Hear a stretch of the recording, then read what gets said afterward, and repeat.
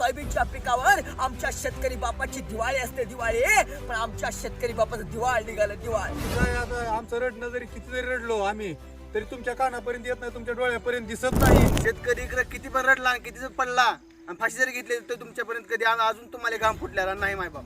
तरी तुम्हाला हात जोडून विनंती आहे, शेतकऱ्याचे पंचनामे करावं, शेतकऱ्याला होईल तेवढी तात्काळ मदत करावी. तुम्ही शेतकऱ्यांच्या पाठीशी नाही उभे राहिले ना.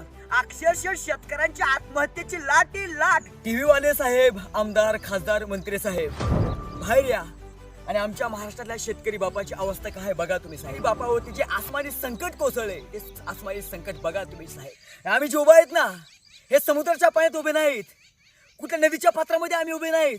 शेतामध्ये शेतकरी बापाच्या सोयाबीनमध्ये एवढे पाणी झाले आणि महाराष्ट्रातल्या 99% शेतकरी बापाची अवस्था हीच झाली. आज सगळ्या शेतकरी बापाच्या सोयाबीनमध्ये असं पाणी झाले, सगळ्यांच्या कांद्याची वाट लागले, सोयाबीनची वाट लागले, सगळ्यांची अवस्था हीच झाली.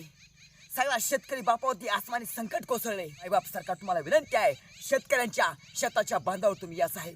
मुंबईचे ज्यावेळेस ते मेट्रो ट्रेन बंद होते ना पावसामुळे, त्यावेळेस टीव्हीला हेडलाईन येते मेट्रो बंद झाली म्हणून. अरे शेतकरी बाप तो या जगाला जगवतो ना, त्या शेतकरी बापाची अवस्था आज काय झाले. समुद्राच्या पाण्यामध्ये उभे नाहीत, आम्ही नदीच्या पाण्यामध्ये उभे नाहीत, आम्ही उभे आहेत शेतामध्ये. आज या शेताची अवस्था काय झाली बघा. सगळ्या सोयाबीन मध्ये पाणी आहे, बघता तुम्ही पाठीमागे सगळे पाणी.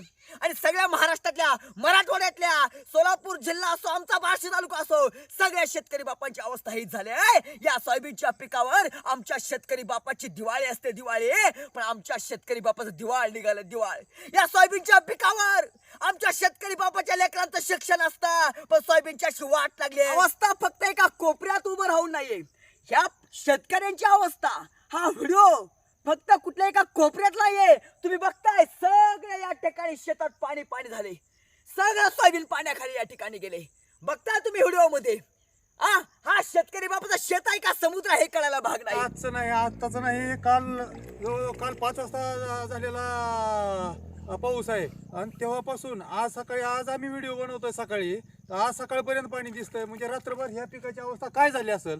तर सरकारला एक विनंती आहे, सरकार किंवा तुमची जी मदत आहे ती तुटपुंजीच असते, पण तुम्ही लक्ष देऊन जरा शेतकऱ्यांचा विचार करून यावेळेस जरा चांगली मदत द्यावी आणि आमची दिवाळी चांगली करावी ही विनंती आहे.